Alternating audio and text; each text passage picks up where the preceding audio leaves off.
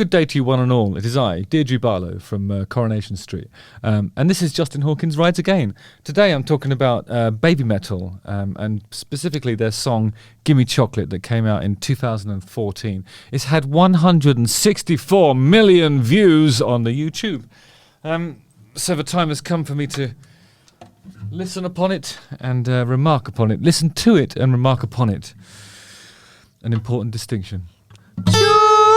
Justin Hawkins rides again.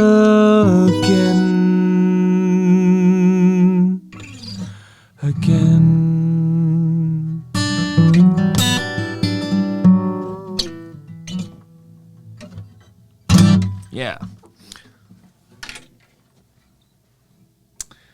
Whenever I do wear it, my brother was always concerned that me wearing like women's clothing would just sort of it would sort of he was worried that it would resemble that period of time when Kevin Rowland from Dexys Midnight Runners was wearing women's clothing, and I suppose it does to a degree, but I'm a huge Kevin Rowland fan, so. But the thing that concerns me though is my mum says that when I wear a dress I walk more like a sailor than usual, but you know, I do a lot of running, so my legs. It doesn't matter about that stuff. Anyway, so BabyMetal are a Japanese kawaii metal band. Kawaii, I thought that was a synthesizer brand actually, but apparently kawaii metal bands combine elements of heavy metal and J-pop. And it was pioneered in Japan in the early 2010s. Kawaii means lovely or lovable or cute, and it refers to the culture of cuteness in Japan.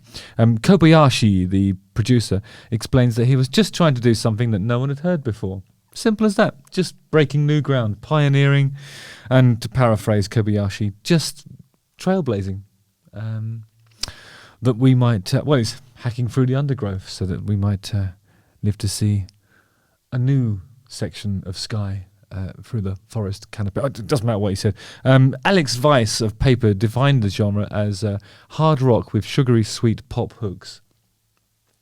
I'll take it. Other critics have called the band a novelty group and a silly balancing act.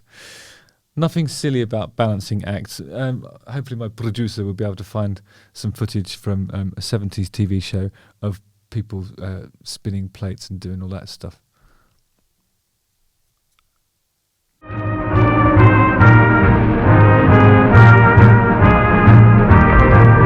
After Judas Priest's Rob Halford performed with BabyMetal in July in 2016, he stated, "BabyMetal is the future of metal." And if anyone would know, it's Rob Halford.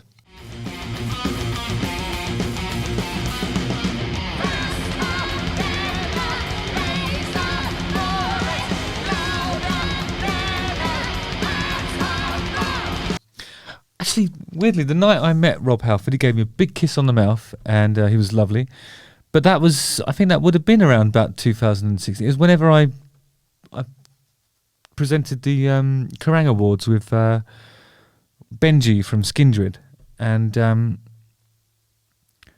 we definitely presented an award to BabyMetal that year. I'm not sure what they won, but they were lovely. Lovely people. The fan base collectively referred to as The One. The One.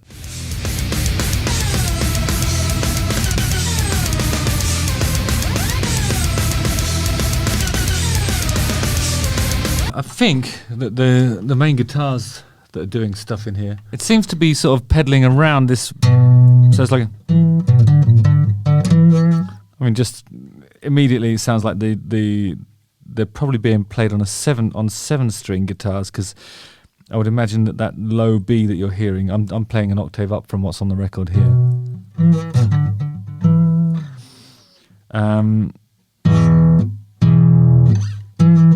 So that probably means it's a 7-string guitar with a lower B. I mean, it could be an 8-string guitar, but it's at least 7. I'm telling you.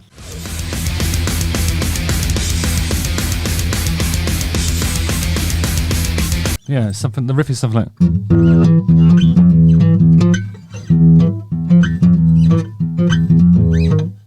Sounds a little bit like. I mean, if you forget about the fact that it's a hugely distorted guitar playing, you can imagine it sort of being like a, almost being like an easy listening.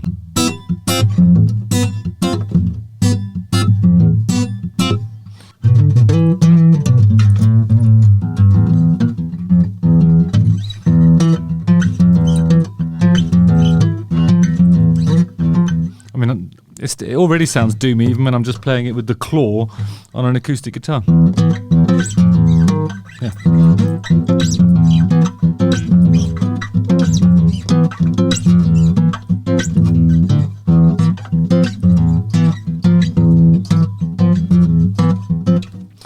So basically E, F, and a lot of stuff which I feel like the root of the earlier part of the song is probably here.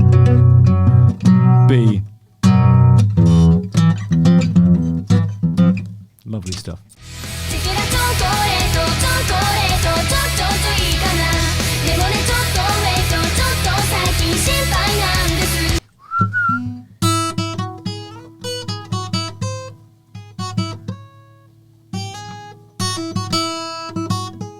That's a beautiful melody, isn't it? So it seems to be around about the E major, but then the melody goes.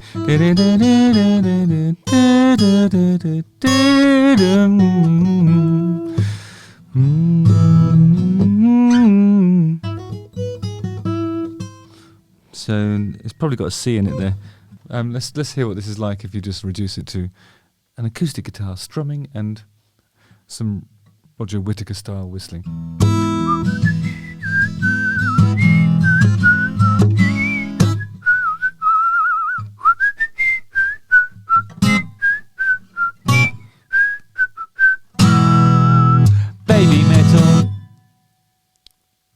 BabyMetal is named in the traditional sort of there used to be a lot of grunge bands around London in the late 90s, early noughties that were sort of, the names of the bands always used to be something nice followed by something that isn't very nice. So it would be things like well, actually I suppose that tradition started earlier than that. So Strawberry Switchblade, remember that band? Take a shot, you guys. Somebody's just sent me a fucking email. The tradition of naming a band in that way started in the 80s with Strawberry Switchblade. Then cut to Daisy Chainsaw. Remember that band? And then you have, that was the 90s. Then in the early noughties, Cheesecake Truck. Remember that? So that's a cheesecake and a truck. Well, actually that works in two different ways. I mean, because cheesecake is almost named in that way as well. It's something savoury, something sweet. Spice, of course, being the variety of life, as we say. So BabyMetal's along those lines as well, and it more or less does exactly what it says on the tin. It's got this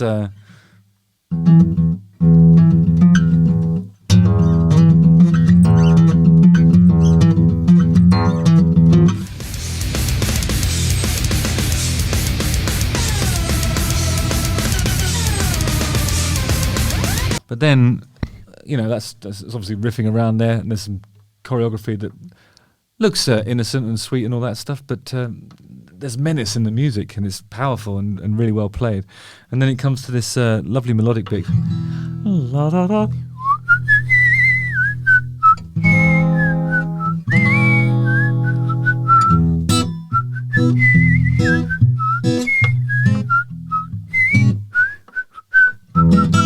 I mean, it doesn't do that bit at the end, and it's not played in that way. It's much faster.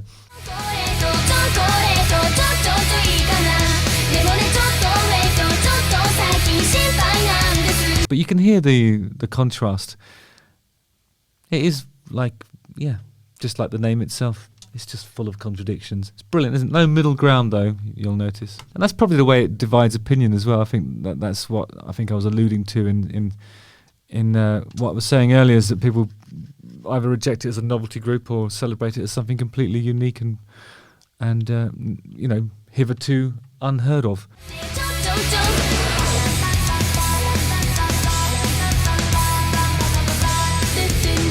Lovely harmonies on this bit.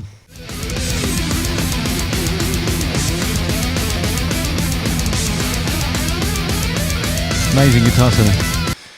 Okay, so I mean, I suppose one of the things we ought to talk about is the imagery, and when you listen to the music in these sort of instrumental sections, and then you're seeing like cute girls in lovely dresses doing naive choreography.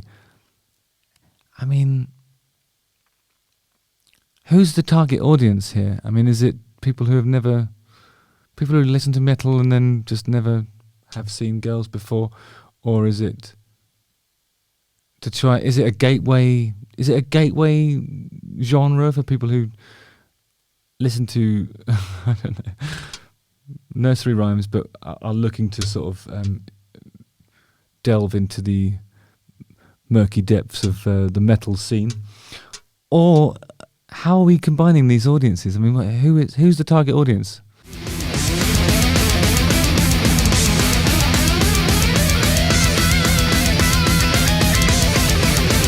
The music's fucking amazing though.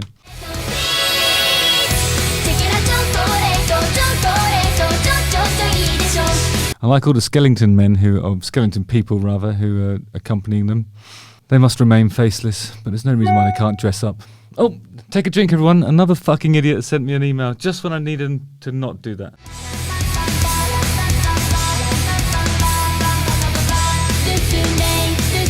I mean, I suppose it's novelty in the sense that it has never been done before, therefore it's novel and new. But it seems to have, you know, it has passed. We've stood. It's just people are obviously still watching it. I mean, billions of people. I'm exaggerating. 164 million people have watched this. So you can't really reject it as a novelty, flash in the pan type thing. It's definitely got some longevity to it, because we're talking about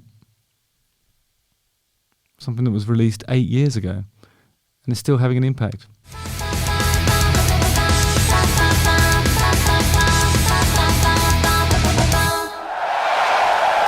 Anyway, nice one, BabyMetal. I really hope that your lust for chocolate is sated and you get all of the chocolate that you desire. I think you deserve it. But just do clean your teeth. Wash your hands before you eat it and clean your teeth afterwards. That's my advice. Justin Hawkins writes again.